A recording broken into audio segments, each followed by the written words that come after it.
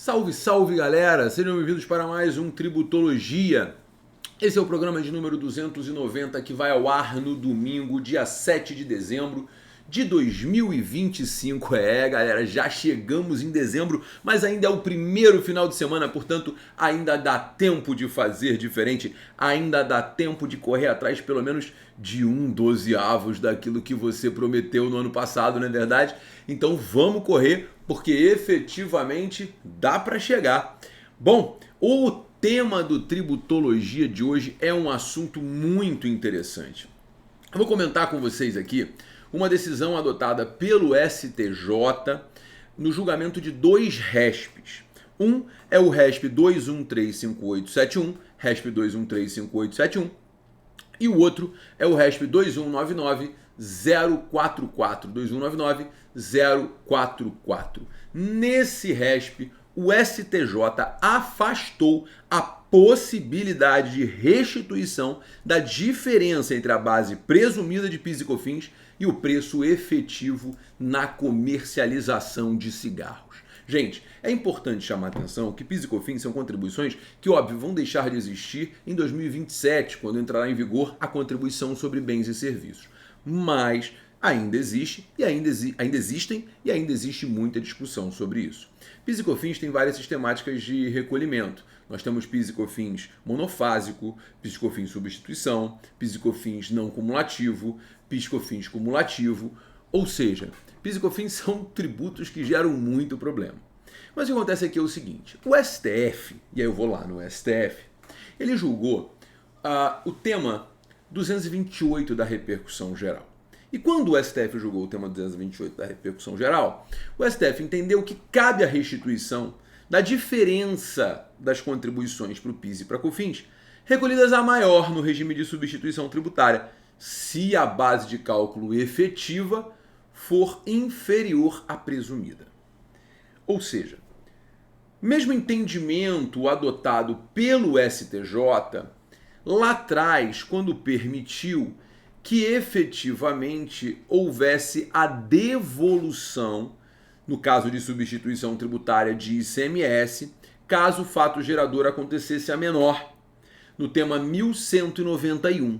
Lá no tema 1191, ficou efetivamente entendido que no caso de ICMS e substituição tributária, se o fato gerador presumido ocorresse a menor do que aquele que gerou o tributo, caberia a restituição parcial. Esse foi o entendimento adotado pelo nosso querido STJ, pacificado o entendimento lá atrás. Na minha opinião, a meu ver, a ratio decidendi tem que ser a mesma. A ratio decidendi não pode ser diferente. Porque efetivamente a lógica é, só pode haver a tributação da efetiva operação.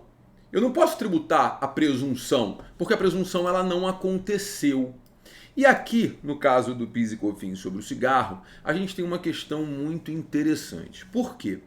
A substituição tributária é aplicável aos cigarros com base lá no artigo 3º da Lei Complementar 70, com base no artigo 62 da Lei 11.196 e, é claro, a partir do artigo 501 da Instrução Normativa 2121 de 2022 da Receita Federal.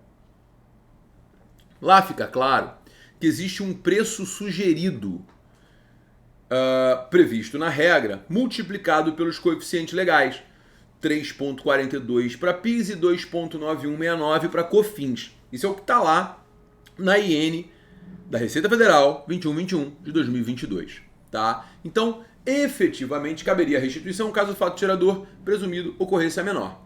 É claro que muitos postos, a grande maioria, né, não conseguem vender assim o cigarro de um valor inferior, mas acontece. Né? E como o PIS e COFINS é monofásico nesse caso, nem substituição tributária, nem só incide uma única vez, nesse caso especificamente, não cabe a compensação no elo seguinte. Então, seria possível essa restituição.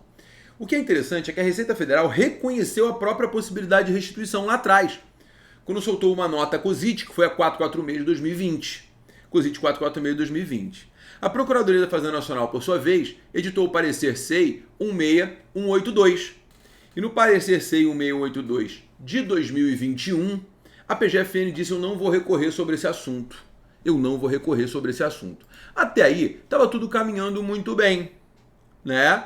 todo mundo teria o direito, etc, etc. Eu confesso que aos meus clientes eu sugeri impetrar mandado de segurança. Eu não gosto desse tipo de discussão administrativa, porque sempre aparece alguma coisinha para gerar confusão. Sempre, sempre, sempre, sempre. E o que a PGFN fez? Perceba, eu tinha um parecer C 1682 em 2021, dizendo que não caberia contestação nessas ações. Então, vamos ingressar com uma ação, pegar um trânsito julgado sem risco. E aí, logo depois, em 2022, foi publicada uma nota SEI número 21. E a nota SEI número 21 e 22 dizia o seguinte, número 21, no ano de 2022, disse que os cigarros produzem, eles detêm carga tributária elevada. E a carga tributária elevada é em razão da extrafiscalidade. Uma vez que a lógica do tributo elevado de PIS e COFINS elevados para o cigarro é efetivamente para encarecer o cigarro e ele ficar desinteressante para o contribuinte. Então, efetivamente, não caberia, né, efetivamente esse direito, esses fatores de majoração, né, eles não deveriam ser considerados para comparação com a base efetiva, né? Então, o que a PGFN passou a fazer? Só vai caber a restituição se houver um confronto entre o preço de venda sugerido e o preço praticado. Ou seja, o preço sugerido e o praticado. E aí teria que excluir os multiplicadores da equação no caso de ressarcimento, tá? E aí mudou a lógica da restituição. E a briga, obviamente, ela tocou para frente. Então, a partir dessa nota SEI número 21 de 2022, a briga se instalou, né? Por quê? Porque o direito que foi obtido judicialmente, ele foi limitado efetivamente pela Fazenda Nacional, tá? Então, o cálculo do ressarcimento ficou prejudicado. Eu, particularmente, impetrei vários mandados de segurança para meus clientes, todos bem-sucedidos, e que o pior de tudo, agora todos eles estão sendo objeto de ação rescisória. Por quê? Porque, efetivamente, o parecer SEI 21 de 22, a nota SEI 21 de 22, tem sido aplicada. E pela extrafiscalidade, o próprio STJ e o TRF, os TRFs do Brasil, têm adotado decisões contrárias ao contribuinte. Decisões muito contrárias ao contribuinte, né?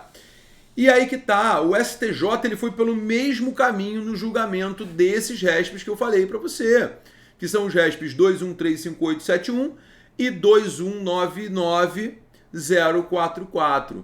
O que o STJ entendeu? O ministro Afrânio Vilela negou o pedido de 2 postos de gasolina, dizendo que efetivamente o preço final do cigarro é tabelado pelo governo, não havendo diferença entre o valor presumido e o valor efetivo.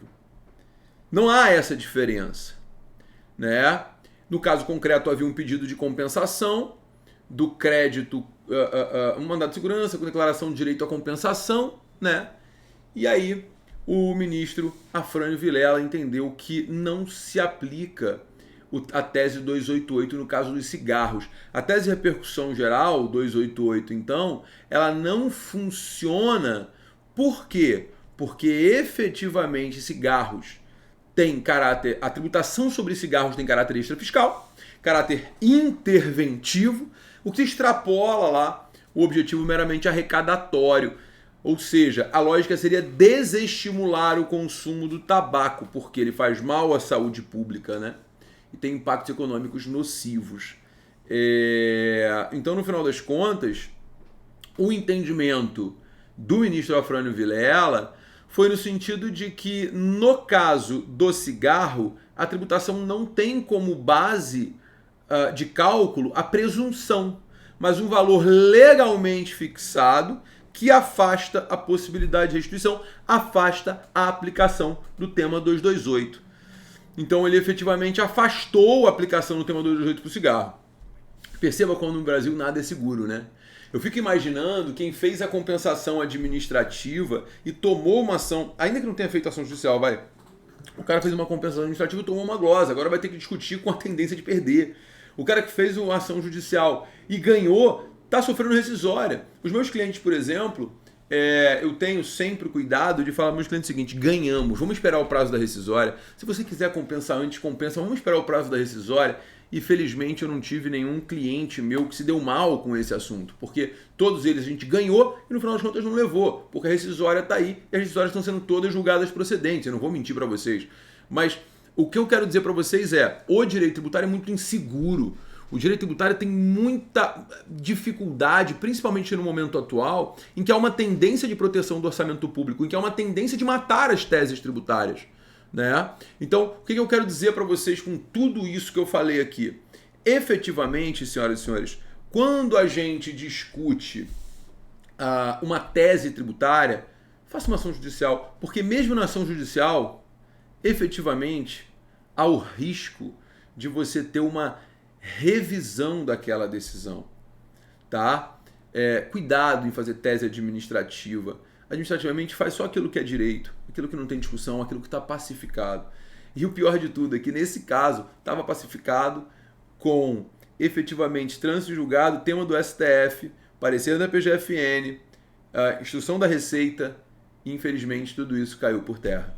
O Brasil não é um país para amadores. A insegurança jurídica aqui é praticamente parte do dia a dia do brasileiro. Bom, espero que vocês tenham gostado desse Tributologia, que você tenha entendido tudo, porque é um assunto realmente muito específico.